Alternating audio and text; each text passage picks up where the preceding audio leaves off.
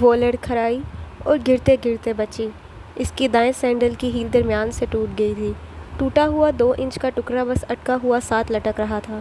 اس نے خفت سے ادھر ادھر دیکھا۔ لوگ مصروف انداز میں چھتریاں تانے گزر رہے تھے۔ شکر کہ کسی نے دیکھا نہیں تھا۔ بارش اسی طرح سے برس رہی تھی۔ اس کے بال موٹی گیلی لٹوں کی صورت چہرے کے اطراف میں چپک گئے تھے۔ اس نے کوفت سے ٹوٹے جوتے کے ساتھ زینہ اترنا چاہا مگر یہ ناممکن تھا۔ جھنجھلا کر وہ جھکی، دونوں جوتوں کے سٹریپس کھولے، پاؤں ان میں سے نکالے اور جوتے سٹریپ سے پکڑ کر سیدھے ہوئی۔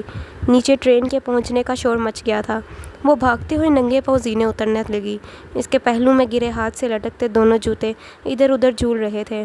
میٹرو کا ٹکٹ 1.5 لیرہ کا تھا، چاہے جس اسٹیشن پہ بھی اترو۔ وہ ٹکٹ لے کر جلدی سے ٹرین میں داخل ہوئی تاکہ کسی کے محسوس کرنے سے قبل ہی معتبر بن کر جوتے پہن کر بیٹھ جائے۔ میٹرو میں نشستیں دونوں دیواروں کے ساتھ سیدھی قطار میں تھیں۔ کھڑے ہونے والوں کے لیے اوپر روڈ سے ہینڈل لٹک رہے تھے۔ وہ ایک ہینڈل کو پکڑے بھیڑ میں سے راستہ بنانے لگی۔ اس کی نظر کونے میں ایک خالی نشست پہ تھی مگر آدھے چلتے شخص نے گویا راستہ روک رکھا تھا۔ جب تک وہ کونے والی نشست پر بیٹھا نہیں وہ آگے نہیں بڑھ سکی۔ پھر اس کے بیٹھتے ہی دھڑم سے اس کے برابر کی جگہ پر آ بیٹھی۔ وہ سیاہ سوٹ میں ملبوس شخص شناسا سا لگا۔ لمحے بھر کو اس کا سانس رک سا گیا۔ وہ جہان سکندر تھا، بہت قیمتی اور نفیس سیاہ سوٹ میں ملبوس، جیل سے بال پیچھے کیے، وہ چہرے پہ ڈھیروں سنجیدگی لیے اخبار کھول رہا تھا۔ بریف کیس اس نے قدموں میں رکھ دیا تھا۔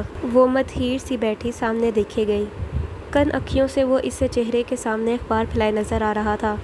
سامنے والی قطار اور ان کے درمیان جگہ اوپر لگے ہینڈل پکڑ کر کھڑے لوگوں سے بھرنے لگی تھی۔ وہ اس عجیب اتفاق پہ اتنی شدت بیٹھی تھی کہ ہاتھ سے لٹکتے جوتے بھول ہی گئی۔ یاد رہا تو بس یہی کہ وہ کتنا قریب مگر کتنا دور تھا۔ وہ اسے کیسے مخاطب کرے، اور اگر وہ اسے دیکھے بنا ٹرین سے اتر گیا تو؟ اس کا دل ڈوبنے لگا مگر وہ تو شاید اسے پہچانے بھی نہ۔ اس سرد مہر کم گو شخص سے اسے یہی توقع تھی۔ چند پل سرکے تھے کہ جہان نے صفحہ پلٹنے کی غرض سے اخبار نیچے کیا اور انگوٹھے سے اگلے صفحے کا کنارہ موڑتے ہوئے ایک سرسری نگاہ پہلو میں بیٹھی لڑکی پر ڈالی، پھر صفحہ پلٹ کر اخبار کی جانب متوجہ ہو گیا۔ لیکن اگلے ہی پل وہ جیسے رکا اور گردن موڑ کر دوبارہ سے اسے دیکھا۔ اس کی بھیگی موٹی لٹیں رخساروں سے چپک گئی تھیں، پانی کے قطرے ٹھوڑی سے نیچے گردن پر گر رہے تھے۔ وہ اس کے متوجہ ہونے پہ بھی سانس روکے سامنے دیکھے گئی۔ او حیا! وہ حیرت بھری آواز جیسے کہیں دور سے آئی تھی۔ حیا نے دھیرے سے پلکیں اس کی جانب اٹھائیں۔ کاجل کی لکیر مٹ کے نیچے بہہ گئی تھی، تب بھی ان اداس آنکھوں میں عجب سحر دکھتا تھا۔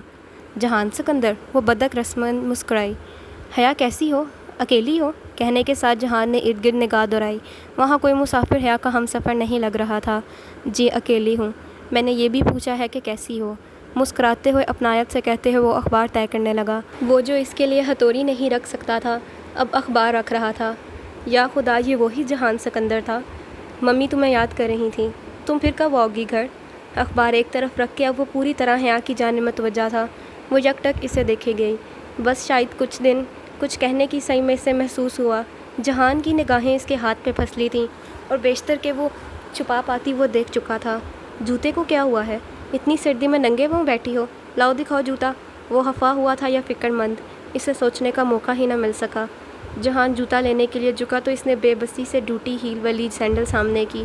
یہ تو الگ ہونے والی ہے۔ اس کے ہاتھ سے جوتا لے کر اب وہ اسے الٹ پلٹ کر دیکھنے لگا۔ حیا نے بے چینی سے پہلو بدلا۔ جہان رہنے دو، ٹھہرو شاید یہ جڑ جائے۔ وہ جھک کر دوسرے ہاتھ سے بریف کیس میں سے کچھ نکالنے لگا۔ جہان لوگ دیکھ رہے ہیں، یہ پکڑو ذرا۔ وہ سیدھا ہوا اور جوتا حیا کو تھمایا، پھر ہاتھ میں پکڑا ٹیپ کھولا، کافی لمبا سا سٹریپ کھول کر دانت سے کاٹا۔ حیا نے جوتا سامنے کیا۔ اس نے احتیاط سے ہیل کے نیچے لٹکتے حصے کو اوپر کے ساتھ جوڑا اور اس کے گرد چکروں میں ٹیپ لگاتا گیا۔ اب پہنو۔ مرہم شدہ سینڈل کو اس نے جھک کر حیا کے قدموں میں رکھا۔ حیا نے اس میں پاؤں ڈالا اور سٹریپ بند کرنے جھکی ہی تھی کہ زور پڑنے سے دوبارہ ٹوٹ گیا اور ہیل کا ٹوٹا ہوا حصہ سرے سے ہی الگ ہو گیا۔ اوہ! وہ متاسف ہوا۔ کوئی بات نہیں۔ حیا کو شرمندگی نے آن گھیرا تھا۔ وہ سرد مہر اور تلخ جہان نہیں بلکہ کوئی اپنا سا شخص تھا۔ وہ جواب دینے کے بجائے جھک گیا تھا۔ حیا نے گردن ترچھی کر کے دیکھا۔ وہ اپنے بوٹ کا تسمہ کھول رہا تھا۔ اس سے پہلے کہ وہ اسے روک پاتی جہان اپنے بوٹ اتار چکا تھا۔ پہن لو، باہر ٹھنڈ ہے، سردی لگ جائے گی۔ اب وہ جرابیں اتار کر اپنے بریف کیس میں رکھ رہا تھا۔ اس کا انداز عام سا تھا، جیسے وہ روز ہی میٹرو میں کسی نہ کسی کو اپنا جوتا دے دیتا ہو۔ نہیں رہنے دو، میں ابھی مارکیٹ سے نیا لے لوں گی۔ مگر تم کیا کرو گے؟ تم تو آفس جا رہے ہو نا؟ جہان نے ذرا سا مسکرا کر اصابت میں سر ہلایا۔ آفس کے کام سے سسلی جا رہا ہوں۔ پھر میں تمہیں جوتے واپس کیسے کروں گی؟ پتہ نہیں کب تمہارے گھر آؤں، اور تم ابھی اکیلی کہیں نہیں جا رہی۔ اگلا اسٹیشن سسلی ہے، ادھر ہم ساتھ مال سے جوتا خریدیں گے، پھر میں اپنا بوٹ واپس لے لوں گا۔ مگر تمہارے آفس کا کام، میں ننگے پاؤں کام پہ جا کر کیا کروں گا؟ وہ دھیرے سے مسکرایا۔ وہ پہلی بار حیا کے لیے مسکرایا تھا۔ وہ یک ٹک کاجل کی مٹی سیاہی کے ساتھ اسے دیکھے گئی۔ اس کے چہرے سے چپکی موٹی گیلی لٹیں اب سوکھنے لگی تھیں اور ٹھوری سے گرتے پانی کے قطرے خشک ہو چکے تھے۔ جوتے پہن لو، لوگ اب بھی دیکھ رہے ہیں۔ وہ چونکی، پھر خفیف سا سر جھٹکا اور دوہری ہو کر بوٹ پہننے لگی۔ وہ جب بھی سمجھتی کہ جہان لا تلقی سے بیٹھا ہے، اس کی بات نہیں سن رہا، وہ اس کو وہی فکرہ لوٹا دیا کرتا تھا۔ وہ سیدھی ہوئی تو جہان اخبار کھول چکا تھا۔ عجیب دھوپ چھاؤں جیسا شخص تھا۔ سسلی کے اسٹاپ پہ میٹرو سے اترتے وقت حیا نے دیکھا جہان بہت آرام سے اس کے آگے ننگے پاؤں چل رہا تھا۔ اس کے انداز میں کوئی خفت، کوئی جھجک نہ تھی۔ وہ دونوں خاموشی سے سیڑھیاں چڑھنے لگے۔ چند زینے بعد ہی اوپر سیڑھیوں کے اختتام پہ سڑک اور کھلا آسمان دکھائی دینے لگا۔ وہ جہان کے دائیں طرف تھی۔ آخری سیڑھی چڑھتے ہوئے اس نے دیکھا زمین پہ ایک کیل نکلی پڑی تھی۔ اس سے پیشتر کہ وہ مطالعہ کر پاتی، جہان کا پاؤں اس کیل کے نوکدار حصے پہ آیا۔ جب اس نے دوبارہ پاؤں اٹھایا تو اس کی ایڑی سے خون کی ننھی سی بوند نکل گئی تھی۔ اس نے بے اختیار جہان کے چہرے کو دیکھا۔ وہ سکون سے سیدھ میں دیکھتا تیز تیز چل رہا تھا۔ جہان، تمہارے پاؤں، تمہیں زخم آیا ہے؟ وہ اس کے ساتھ چلنے کی کوشش میں تیزی سے چلنے لگی تھی۔ خیر ہے، وہ رکا نہیں۔ مگر تمہارا خون نکلا ہے۔ وہ واقعتاً پریشان تھی۔ بچوں والی بات کرتی ہو تم بھی۔ اتنے ذرا سے خون سے میں زخمی تو نہیں ہو گیا۔ بہت ٹف زندگی گزاری ہے میں نے۔ وہ دیکھو، جواہر مال۔ اس سے کچھ کہنا بیکار تھا۔ وہ چپ ہو کر اس کے ساتھ مال کے قریب آ رکی۔ وہ ایک بلند و بالا خوبصورت نیلے سرمئی شیشوں سے ڈھکی عمارت تھی۔ اس کے اوپر بڑا سا ستارہ اور اطراف میں چھوٹے ستارے بنے تھے۔ بڑے ستارے کے اوپر جواہر مال لکھا تھا اور جہان ترکوں کی طرح سی کو جے پڑھ رہا تھا۔ یہ جواہر مال ہے، یورپ کا سب سے بڑا اور دنیا کا چھٹا بڑا شاپنگ مال، وہ فخر سے بولا تھا۔ جواہر اندر سے بھی اتنا ہی عالی شان تھا۔ سفید ٹائلوں سے چمکتے فرش، اوپر تک نظر آتی 5 منزلوں کے برآمدے، اور ہر مال کی طرح وہ درمیان سے کھوکھلا تھا۔ عین وسط میں ایک اونچے کھجور کے درخت ٹاورز کی طرح لگے تھے، اور یہ روشنیوں کمکموں سے مزین ٹاورز 5ویں منزل کی چھت تک جاتے تھے۔ وہ مسحور سی گردن اٹھائے اوپر 5 منزلوں کی بالکنیاں دیکھ رہی تھی، جہاں انسانوں کا ایک بے فکر ہنستا مسکراتا ہجوم ہر سو بکھرا تھا۔ خوشبو، رنگ، عمارت، چمک، آہ، وہ یورپ تھا۔ جوتے خرید کے وہ دونوں اوپر چلے آئے۔ حیا نے جوتوں کا بل بنواتے ہی جلدی سے ادائیگی کر دی تھی تاکہ جہان کو موقع ہی نہ مل سکے۔ وہ اس پہ خاصا خفا ہوا، مگر حیا پرسکون تھی۔ حال نور سمیت وہ کسی بھی ترک سے کچھ بھی لینے میں آڑ نہیں سمجھتی تھی، مگر جہان سکندر کا احسان کبھی نہیں۔ 4تھی منزل کی دکانوں کے آگے بنی چمکتی بالکنی میں وہ دونوں ساتھ ساتھ چل رہے تھے۔ لوگوں کے رش میں رستہ بناتی حیا کو جہان کی رفتار سے ملنے میں مشکل ہو رہی تھی۔ اسے تقریباً بھاگنا پڑ رہا تھا، پھر بھی وہ پیچھے رہ جاتی اور وہ آگے نکل جاتا۔ وہ اس کا ساتھ دینے کی کوشش میں اب تھکنے لگی تھی۔ شاید یہی ان کی زندگی کی کہانی تھی۔ جہان نے ایک شیشے کا دروازہ کھولا اور ایک طرف ہٹ کر راستہ دیا۔ Thank you. وہ سرخ کوٹ کی جیبوں میں ہاتھ ڈالے مسکراتی ہوئی اندر داخل ہوئی۔ وہ اس کے پیچھے آیا۔ وہ ریسٹورنٹ تھا، نرم گرم ماحول، ہیٹر اور باہر کے سرما کی ملی جلی ہنکی مدھم روشنیاں، پیچھے بجتا دھیما میوزک۔ آرڈر کرو۔ وہ ایک کونے والی میز کے گرد آمنے سامنے بیٹھ گئے تو جہان نے کہا۔ اپنا کوٹ اتار کر اس نے کرسی کی پشت پہ رکھ دیا اور اب وہ کف کھول کر آستین موڑ رہا تھا۔ مگر یہ دعوت کس خوشی میں ہے؟ حیا دونوں کونیاں میز پر ٹکائے، دائیں ہتھیلی ٹھوری تلے ٹکائے دلچسپی سے اسے دیکھ رہی تھی۔ چہرے کے دونوں اطراف میں گرتے بال اب خاصے سوکھ گئے تھے۔ تمہارے اس خوبصورت کوٹ کی خوشی میں، اور یہ دعوت میری طرف سے ہے۔ اب آرڈر کرو۔ حیا نے گردن جھکا کر ایک سرسری نگاہ اپنے کوٹ پہ ڈالی۔ مگر دعوت تمہاری طرف سے ہے تو آرڈر بھی تمہیں ہی کرنا چاہیے۔ اس نے جہان کی بات نظر انداز کر دی کہ شاید وہ مذاق کر رہا ہے۔ ٹھیک ہے۔ جہان نے مینیو کارڈ اٹھایا اور صفحے پلٹنے لگا۔ وہ مہوس سی اس کے وجیحہ چہرے کو دیکھے گئی۔ کیا وہ جانتا تھا کہ وہ اس کی بیوی ہے؟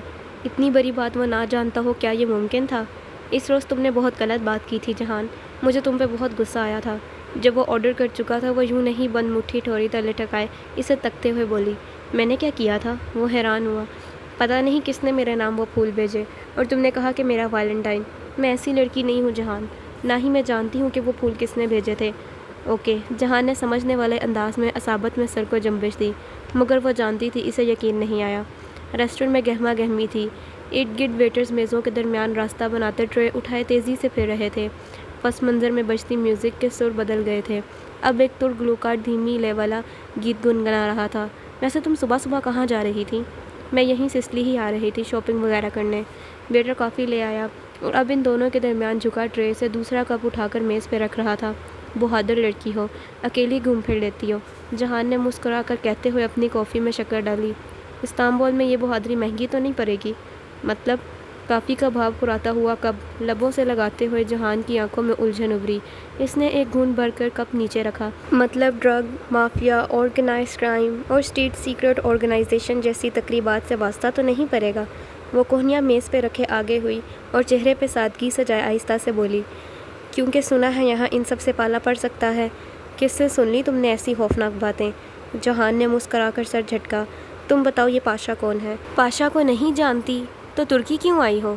مصطفیٰ کمال پاشا یا کمال آتا ترک، وہ ترکوں کا باپ تھا۔ وہ نہیں، میں استنبول کے پاشا کی بات کر رہی ہوں، عبدالرحمن پاشا کی۔ کافی کا کپ لبوں تک لے جاتے ہوئے جہان نے رک کر ناسمجھی سے دیکھا۔ کون؟ کافی سے اٹھتی بھاپ لمحے بھر کے لیے اس کے چہرے کو ڈھانپ گئی۔ ایک بھارتی اسمگلر جو یورپ سے ایشیا اسلحہ اسمگل کرتا ہے۔ کم آن۔ اس نے کافی رکھ کر سنجیدگی سے حیا کو دیکھا۔ استنبول میں ایسا کوئی مافیا راج نہیں ہے۔ یہ کس نے تمہیں کہانیاں سنا دی ہیں؟ یوں ہی مشہور ہونے کے لیے کسی نے اپنے بارے میں کوئی افواہ اڑائی ہوگی۔ تم استنبول کو ایسا کیا سمجھ رہی ہو؟ حالے کی طرح وہ ایک خالص ترک تھا، اپنے استنبول کی دفاع کے لیے جی جان سے تیار۔ ویٹر جہان کے اشارے پہ بل لے آیا اور جہان اپنے بٹوے سے کارڈ نکال کر اس کی فائل میں رکھ رہا تھا۔ رائی ہوتی ہے تو پہاڑ بنتا ہے نا حیا، یہ پاکستان نہیں ہے، جہان نے ذرا تفاخر سے جتا کر کہا تو اس کے لم بھیج گئے۔ کارڈ رکھ کر جہان نے فائل بند کر کے ایک طرف رکھی۔ پاکستان میں بھی یہ سب نہیں ہوتا، اور بل میں دوں گی۔ حیا نے تیزی سے فائل اٹھائی اور کھولی، جیسے میں جانتا ہی نہیں۔ جہان کی اگلی بات لبوں میں رہ گئی۔ ان کے دائیں طرف سے ایک ویٹر ٹرے اٹھائے چلا آ رہا تھا۔ اچانک ایک دوسرا ویٹر تیزی سے اس کے پیچھے سے آیا اور پہلے ویٹر آگے نکلنے کی کوشش کی۔ پہلے ویٹر کو ٹھوکر لگی، وہ توازن برقرار نہ رکھ پایا اور نتیجتاً اس کی دائیں ہتھیلی پہ سیدھی رکھی لکڑی کا شر شر کرتا بھاپ اڑاتا سزلر پلیٹر بیف سٹیک سمیت الٹ گیا۔ میز پہ رکھے حیا کے ہاتھ پہ ٹرے اور گرم بیف اکٹھے آ کر لگے۔ وہ بل بلا کر کھڑی ہوئی۔ فائل اور بل نیچے جا گرے۔ I'm sorry. دونوں ویٹر بیک وقت چیزیں ٹھیک کرنے لگے۔ ٹرے سے کافی کا کپ بھی الٹ گیا تھا اور ساری کافی بھی فرش پہ گر پڑی تھی۔ جہان ناگواری سے ترک میں انہیں ڈانٹنے لگا۔ چند منٹ معذرتوں اور میز صاف کرنے میں لگ گئے۔ وہ واپس بیٹھا تو حیا اپنی کلائی سہلا رہی تھی۔ تمہیں چوٹ آئی ہے؟ دکھاؤ، زیادہ جل تو نہیں گیا؟ اس نے ہاتھ بڑھایا مگر حیا نے کلائی پیچھے کر لی۔ ذرا سی چوٹ سے میں زخمی تو نہیں ہو گئی، بہت ٹف زندگی گزاری ہے میں نے۔ بظاہر مسکرا کر وہ درد کو دبا گئی۔ ہتھیلی سرخ پڑ چکی تھی اور شدید جل رہی تھی۔ میری بات اور ہے، ہاتھ دکھاؤ۔ مگر اس نے ہاتھ گود میں رکھ لیا۔ ٹھیک ہے، اٹس اوکے، کافی کا شکریہ، اب ہمیں چلنا چاہیے۔ وہ اٹھ کھڑی ہوئی۔ بل والی بات اسے بھول گئی تھی۔ مگر کافی تو ختم کر لو۔ وہ قدرے پریشانی سے کھڑا ہوا۔ رہنے دو، انتہائی بد تہذیب ویٹرز ہیں یہاں کے۔ چلو۔ واپسی پہ اسے میٹرو اسٹیشن تک چھوڑنے آیا تھا۔ زیر زمین جاتی سیڑھیوں کے دہانے پہ وہ دونوں آمنے سامنے کھڑے تھے۔ تم واپس ٹاکسم نہیں آؤ گے؟ نہیں، وہ دفتر یہاں سے قریب ہی ہے، جس سے کام کے سلسلے میں ملنے آیا تھا اسی طرف۔ جہان نے بازو اٹھا کر دور ایک طرف اشارہ کیا۔ اس نے سفید شرٹ کی آستین یوں ہی کوہنیوں تک موڑ رکھی تھی اور کٹ بازو پہ ڈال رکھا تھا۔ ٹائی کی نوٹ اب تک ڈھیلی ہو چکی تھی۔ وہ یقیناً اس کا ایک ورکنگ ڈے خراب کر چکی تھی۔ ویسے تم کیا کرتے ہو؟ وہ کوٹ کی جیبوں میں ہاتھ ڈالے کھری گردن اٹھائی سے دیکھ رہی تھی۔ میں ایک غریب سا ریسٹورنٹ اونر ہوں۔ استقلال اسٹریٹ پہ جو پہلا برگر کنگ ہے وہ میرا ہے۔ استقلال اسٹریٹ ٹاکسم اسکوائر کے بالکل ساتھ ہے، دیکھی ہے نا تم نے؟ ہاں۔ اس نے گردن دائیں سے بائیں اور بائیں سے دائیں ہلائی۔ تم اس ویکینڈ پہ گھر کیوں نہیں آ جاتی؟ ممی خوش ہوں گی۔ اور تم؟ بے ساختہ لبوں سے پھسلا۔ میں تو ویکینڈ پہ بھی ریسٹورنٹ میں جاتا ہوں۔ پھر فائدہ؟ اس نے سوچا۔ کوشش کروں گی۔ وہ مسکرا دی، پھر دایاں ہاتھ جیب سے نکال کر بال پیچھے ہٹائے۔ تمہارا ہاتھ ابھی تک سرخ ہے، اگر کسی دوست نے پوچھ لیا تو کیا کہو گی؟ کہہ دوں گی کہ گدلی برف کے ساتھ کیچڑ تھی، گھاس پہ وہیں پھسل گئی۔ اس نے لاپرواہی سے شانے اچکائے۔ اب کزن کے ساتھ کافی پینے کا قصہ سنانے سے تو رہی، پھسل گئی تو ہتھیلی رگڑی گئی۔ ہاں؟ اور گھٹنے؟ جہان نے مسکرا کر اس کی جینس کی طرف دیکھا۔ مطلب؟ حیا نے آبرو اٹھائے۔ لڑکی، کور سٹوری پوری بنایا کرو۔ اگر تم ہتھیلیوں کے بل کیچڑ میں گرو تو اصولاً تمہاری گھٹنوں پر بھی رگڑ آنی چاہیے۔ پھر وہ چند قدم چل کر گھاس کے کتے کی طرف گیا، جھک کر 3 انگلیوں سے تھوڑی سی مٹی اٹھائی اور واپس آ کر اس کے سامنے کی۔ اسے اپنی جینز پہ لگا دو ورنہ تمہاری فرینڈز یقین نہیں کریں گی۔ اتنا بھی کوئی شکی مزاج نہیں ہوتا جہان سکندر۔ اس نے ہنس کر اپنے پوروں پہ ذرا سی گیلی مٹی لی اور جھک کر گھٹنوں کے اوپر جینز پہ مل دی، پھر ہاتھ جھاڑتے ہوئے سیدھی ہوئی۔ میں کوشش کروں گا کہ ہفتے کی صبح سارا کام ختم کر کے گھر آ جاؤں، تم ہفتے کی شام میں ضرور آنا۔ پہلی باری سے احساس ہوا کہ وہ کم گو سنجیدہ طبیعت کا، لیے دیے رہنے والا شخص ضرور ہے، مغرور بھی ہے اور جلدی گلتا ملتا بھی نہیں، مگر اندر سے وہ بہت خیال رکھنے والا بھی ہے اور باریک بین بھی۔ جو معمولی باتیں وہ نظر انداز کر دیتی تھی وہ جہان کی زرق نگاہوں سے چھپی نہیں رہتی تھیں۔ وہ جب ہاسٹل میں واپس آئی تو ڈی جے اور ہالے ایک رسالہ کھولے کسی طویل بحث میں مگن تھیں۔ ڈی جے کی نگاہ سب سے پہلے اس کے سرخ ہاتھ پہ پڑی۔ تمہیں کیا ہوا ہے؟ ایک جگہ گدلی برف کے ساتھ کیچڑ تھا، وہیں پھسل گئی۔ ڈی جے نے بے اختیار اس کے گھٹنوں پہ لگے کیچڑ کو دیکھا، پھر اصابت میں سر ہلایا۔ ہاں لگ رہا ہے۔ یا بات بدلنے کی غرض سے بولی۔ ہالے، یہ بالکنی بتی کون جلاتا ہے؟ جیسے ہی اس کے نیچے جاؤ تو وہ جل اٹھتی ہے۔ ہالے جو غور سے اس کے کوٹ کو دیکھ رہی تھی، اس کے سوال پہ نگاہیں اٹھا کر اس کو دیکھا۔ ان میں آٹومیٹک سینسرز لگے ہیں، وہ اپنی رو میں کسی انسان کی موجودگی پر یا پھر تیز ہوا، آندھی وغیرہ میں خود بخود جل اٹھتی ہیں۔ اور دروازہ بہت دیر سے بند ہوا، خود بخود۔ ان دروازوں کے کیچر سلو ہیں، یہ چوکھٹ پہ دیر سے آ کر لگتے ہیں تاکہ ہر وقت کی ٹھاٹھ سے طلبہ کی پڑھائی ڈسٹرب نہ ہو۔ آہا، ڈی جے نے سمجھ کر سر ہلایا۔ ہمارے ہاں بھی ہاسٹلز میں ایسی لائٹس اور دروازے نہیں ہوتے۔ حیا نے ڈی جے کی بات تیزی سے کاٹی۔ اور پارک ٹاور ایشیا کا دوسرا بڑا مال نہیں ہے، ہمیں غلط فہمی ہوئی تھی۔ وہ جواہر دیکھ آئی تھی اور اسے اس برحق پہ خفت ہوئی تھی۔ حیا، ڈی جے نے احتجاجاً گھورا۔ ہالے ابھی تک حیا کا کوٹ دیکھ رہی تھی۔ حیا الماری کی طرف چلی گئی تو ہالے گہری سانس لے کر بولی، پھر حیا تمہیں کسی ہینڈسم لڑکے نے کافی پلائی؟ وہ جو ٹوٹی جوتی والا شاپور الماری میں رکھ رہی تھی بری طرح چونک کر پلٹی۔ نہیں، کیوں؟ وہ تیزی سے بولی۔ کافی، چائے، لنچ کچھ بھی نہیں؟ نہیں مگر کیوں؟ تم عقل مند جو سرخ کوٹ پہن کر گئی تھی شہر کی سیر پہ، استنبول میں اگر اتنا زیادہ سرخ رنگ پہن کر اور ہیوی میک اپ کر کے باہر نکلا جائے تو اس کا ایک ہی مطلب ہوتا ہے کہ… ہالے نے مسکراہٹ دبائی، کہ you are looking for a date یا پھر ون نائٹ اسٹینڈ۔ یہاں تو لوگ ویلنٹائن ڈے پر بھی اتنا سرخ پہن کر نہیں نکلتے۔ اچھا، پتہ نہیں۔ وہ دانستہ ان کی طرف سے رخ موڑ کر الماری میں چیزیں الٹ پلٹ کر کرنے لگی۔ یہ دعوت کس خوشی میں ہے؟ تمہارے اس خوبصورت کوٹ کی خوشی میں۔ مارے تصدیق کہ اس کے کانوں سے دھواں نکلنے لگا۔ وہ جہان کی مسکراہٹیں، وہ شائستگی، وہ ریسٹورنٹ لے جانا، وہ سب کسی اپنائیت کے جذبے کے تحت نہیں تھا، بلکہ وہ اسے کوئی بکاؤ مال کی طرح سمجھ رہا تھا، خود کو پلیٹ میں رکھ کر پیش کرنے والی لڑکی، کوئی پیشہ ور۔ اس کے دل پہ بہت سے آنسو گر رہے تھے۔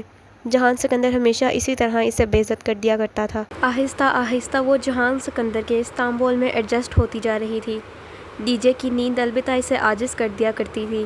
ڈی جے کو ذرا کہیں ٹیک مل جاتی وہ آنکھیں بند کر کے سونے کے لیے تیار ہو جاتی، اور پھر اس کا بھلکڑ پن۔ حیا جب بھی کچھ فوٹو کاپی کروانے جاتی اسے وہاں لاوارث پڑے کسی رجسٹر، کسی نوٹس کے چھتے، کسی کتاب پہ ہمیشہ شناسائی کا گمان گزرتا۔ وہ اسے اٹھا کر دیکھتی تو بڑا بڑا ڈی جے لکھا ہوتا تھا۔ وہ ہر چیز واپس لا کر ڈی جے کے سر پہ مارا کرتی تھی اور ڈی جے یہ ادھر کیسے پہنچ گیا کہہ کر ہنسنے لگ جاتی۔ سمانجی میں ان کا ایک مخصوص آئی ڈی کارڈ بنا تھا، اس پہ تصویر کھنچوانے کی شرط سر اور گردن کھلی رکھنا تھا۔ وہ موبائل کے پری پیڈ کارڈ کی طرح تھا۔ گورسل کا ٹکٹ، فوٹو کاپی کی رقم اور دوپہر کے کھانے کا بل اس کارڈ پہ ادا ہوتا تھا۔ اس میں موبائل کے ایزی لوڈ کی طرح بیلنس ڈلوایا جاتا تھا۔ انہیں ان 5 ماہ میں ہر مہینے 1000 یوروز کا اسکالرشپ ملنا تھا، مگر چند تکنیکی مسائل کے باعث کسی بھی اسکالرشپ ایکسچینج اسٹوڈنٹ کے فروری کے 1000 یوروز نہیں آئے تھے۔ امید تھی کہ مارچ میں اکٹھے 2000 مل جائیں گے اور پھر آگے ہر مہینے باقاعدگی سے ملا کریں گے۔ تب تک پاکستان سے آئی رقم سے گزارا کرنا تھا۔ سو آج کل سب ایکسچینجنگ اسٹوڈنٹ کا ہاتھ تنگ تھا۔ دوپہر کا کھانا وہ سپانجی کے ڈائننگ ہال میں کھاتی تھی۔ رات کا کھانا اپنے کمرے میں خود بنانا ہوتا تھا۔ ہر بلاک میں ایک کچن تھا جہاں ہر اسٹوڈنٹ اپنا ناشتہ اور رات کا کھانا تیار کرتا تھا۔ مسئلہ یہ تھا کہ وہاں پر طلباء کے لیے خصوصی ڈیزائن کردہ چولہے تھے۔ اس خطرے کے پیش نظر کہ کہیں کوئی پڑھائی میں مگن چولہے پہ کچھ رکھ کر بھول جائے یا گیس کھلی چھوڑ دے اور نقصان ہو، وہ چولہے آٹومیٹک تھے۔ ہر 15 منٹ بعد جب چولہا خوب گرم ہو جاتا تو خود بخود بند ہو جاتا، پھر 5 منٹ بعد دوبارہ چل جاتا۔ ان کو بند ہونے سے روکنے کا کوئی طریقہ نہ تھا۔ اور ایسے بیکار چولہوں پہ دیسی کھانے پکانا ناممکن تھا۔ ہاسٹل کے بلاکس کے قریب ہی ایک بہت بڑا لگژری سپر اسٹور دیا سا تھا۔ دیا اس کا نیم تھا اور سا ترک میں اسٹور کو کہتے ہیں۔ وہ دونوں یا اسٹور سے راشن لاتی اور بل آدھا آدھا تقسیم کر لیتی۔ ایک رات حیا کھانا بناتی اور وہ بہت اچھا سا دیسی کھانا ہوتا۔ دوسری رات ڈی جے کی باری ہوتی اور جو وہ بناتی وہ کچھ بھی ہوتا مگر کھانا نہ ہوتا۔ ڈی جے، میں یہ تمہارے سر پہ الٹ دوں گی۔ وہ جب بغیر بھنی ابلی ہوئی سبزی کا سالن دیکھتی یا پھر ابلے چاولوں پہ آملیٹ کے ٹکڑے تو ڈی جے پہ خوب چلایا کرتی تھی۔ اور پھر ترکی کے مسالے، وہ اتنے پھیکے ہوتے کہ حیا 4 چمچے بھر کے سرخ مرچ ڈالتی تو وہ مشکل ذرا سا ذائقہ آتا۔ کھانے اس کے بھی پھیکے ہوتے مگر ڈی جے سے بہتر تھے۔ البتہ اپنے کمرے میں روز جب صبح ہوتی تو ڈی جے بینک کی سیڑھیاں پھلانگ کر اترتی اور اسی طرح نہار منہ کھڑکی میں کھڑی ہو جاتی، پھر پٹ کھول کر باہر چہرہ نکال کر زور سے آواز لگاتی، گڈ مارننگ ڈی جے، اور جواب میں دور کسی بلاک سے ایک لڑکا زور سے پکارتا، ڈی بے۔ غالباً وہ ڈی جے کے الفاظ ٹھیک سے سمجھ نہیں پاتا تھا۔ ڈی جے روز صبح صبح یہی عمل دہراتی۔ اس کے ڈی بے کہنے کے بعد وہ پکارتی ذلیل اور وہ لڑکا جواباً چلاتا دادی۔ اس کے بعد حیا کمبل سے منہ نکال کر کشن اٹھاتی اور ڈی جے کو زور سے دے مارتی۔ یوں اس کے اور اس کے ان دیکھے لڑکے کی گفتگو اختتام پذیر ہوتی۔ گھر روز ہی بات ہو جاتی تھی۔ البتہ موبائل کی رجسٹریشن میں مسئلہ ہوا تھا۔ ڈی جے کا تو رجسٹر ہو گیا مگر حیا کے ساتھ ہوائیوں کے اس کے پاسپورٹ پہ جہاں انٹری کی تاریخ 5 فروری لکھی تھی وہاں اوپر آفیسر کے دستخط کے باعث 5 کا ہندسہ بظاہر 6 لگ رہا تھا۔ تاریخ کا ذرا سا فرق مشکل پیدا کرنے لگا اور اس کا فون رجسٹر نہ ہو سکا۔ وہ ترک سم اس پہ استعمال نہیں کر سکتی تھی کیونکہ ہفتے کے بعد رجسٹرڈ فون پہ ترک سم بلاک ہو جاتی، تو حالے نے اسے اپنا ایک پرانا موبائل سیٹ لا دیا اور وہ اس بدصورت موٹے بھدے فون کو برداشت کرنے پر مجبور ہو گئی۔